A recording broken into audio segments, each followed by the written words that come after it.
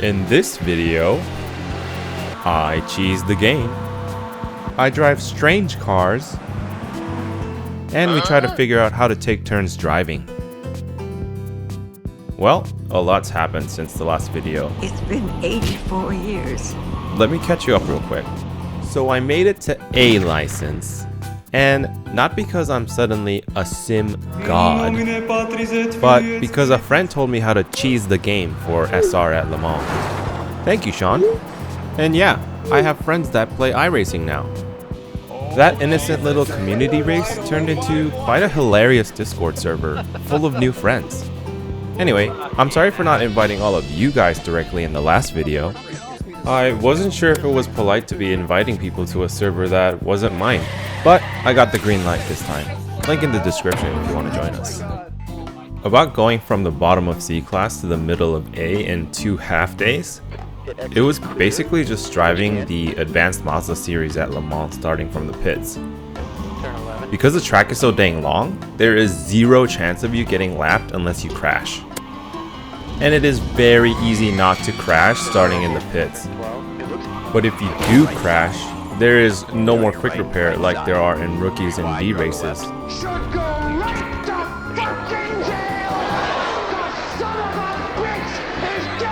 So most people that crash will quit. One time I started from the pits in P21 and finished 5th. And that was without passing anybody. Yes, that many people crashed out. Plus, the off tracks were easy to avoid if you weren't pushing. And don't judge my racing line, okay? I didn't feel like taking 40 laps in practice to learn the track before I started my cheese grinder. I had my B license in 5 clean races and my A license in 6 races. And to meet NPR for A, I did 4 time trials in B class GT3 races.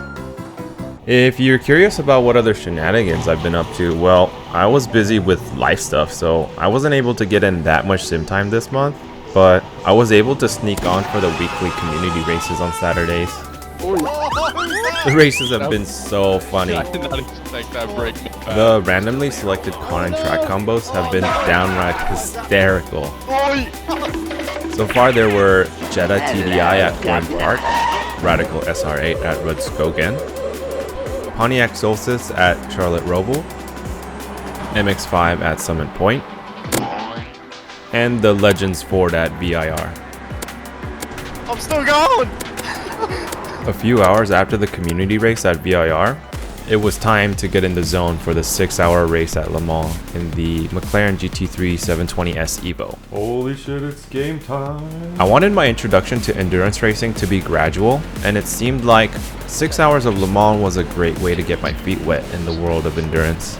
I was expecting the racing to be super intense and mentally draining. Oh my god, he freaking touched me. But something changed my perspective the night before my race. Stay right, stay right, stay right. I had a chance to spectate one of the other teams that were racing in the earlier time slot. I was too nervous to get a great night's sleep. Mustang's on your left. And when I happened to check the computer in the middle of the night, I saw them streaming their race. Perfectly fine. What I witnessed completely changed our race strategy.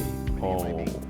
Terry, Corey, and John are faster drivers than me and my teammate Paul most of the time. Stay in your lane. Go on, Paul. But I witnessed them driving much slower than I was used to seeing them. And then the designated spotter was exclusively calling out the faster class of GTP cars approaching. Sorry, I'm not doing a very good job calling off. Measured in how many seconds out. Because of how large the field is for the race, that job of calling out the incoming GTP cars was a full-time affair with nearly no time for anything else. I knew from that point there was really no point in pushing the car for faster and faster lap times if you have a high risk of being taken out by another car. We had to steal their strategy from the get-go for our race. Terry had also given me the advice of turning off my delta bar and just cruising at a safe speed. I smell blood. And I listened. I picked safe braking markers with a generous amount of room, so even if I overshot the mark a little, I wouldn't go barreling into a wall.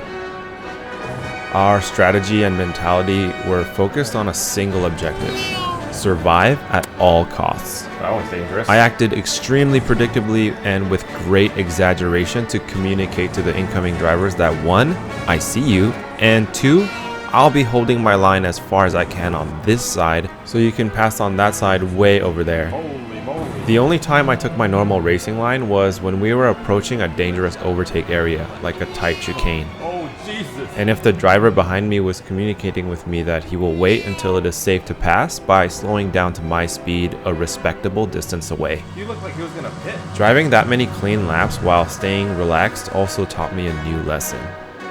I was getting frustrated in my practice sessions before the race because I kept pushing my limits to try and find time. But during the race, I was naturally putting down decent lap times that I couldn't get during practice. What I realized was that finding time isn't always necessarily braking later and later and coming on the throttle sooner and sooner. Braking sooner more gently can be faster around the corners, and a slightly delayed throttle can keep the car stable without kicking on the traction control. This strategy was extremely fruitful for us. Are we actually fourth, or is that... Well, We're fourth. bloody hell. You might have noticed that the first team that we watched race had 3 people on their team, while I only named 1 teammate, and that was because we couldn't find a third to fill our team. We really wanted a third, but we thought maybe it was doable with a little bit more effort since the race was only 6 hours. Well, I can tell you again, that was not an ideal situation. Although we pulled off a finish, I was extremely spent after the race and was asleep before my head hit the pillow. I will not do another endurance race with a man down. Now, if I may toot my own horn, I think I did a half decent job of keeping it clean. Well, I made my share of mistakes and spun out a few times. Made some minor contact with other drivers, but we made it back to the pits always in one piece. But I have to give huge thanks to my teammate, Paul West. He got unlucky a couple times during his stints that required him to pit partway What does through. it say? 6 And he minutes. chose to go back out again and finish another full stint on top. Yeah, we got third in the bag. The man has endless concentration and never lost his cool during his mega stints. I could barely keep my concentration for a normal stint, and my heart was about to burst out of my chest every time I went out. I even came in early the first time, just to be safe.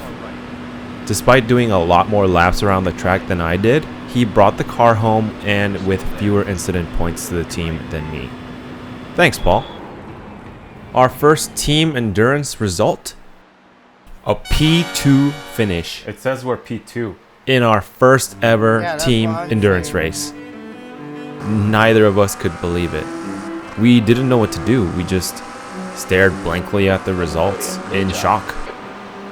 We knew we were in the bottom split, but we were still extremely satisfied with the podium. I'll take P2 any day of the year. Get in there. Second. Can't get any more Team Kez than P2. Oh my gosh. Would I do it again? Absolutely. Would I do it with only 2 drivers again?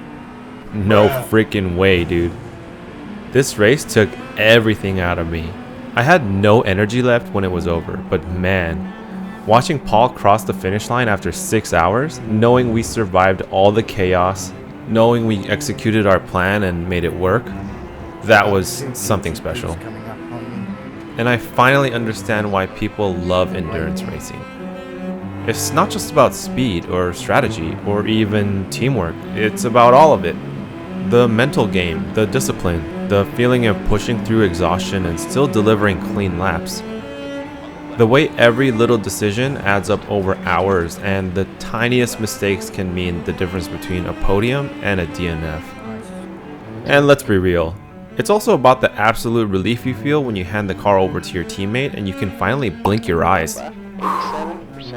So yeah, I'd do another endurance race, but next time we're coming back stronger, better prepared, Yeah. and most importantly, with 3 or more drivers. What did you- Because 6 hours felt long enough. I don't even want to think about what the 24 hours of Le Mans would do to me.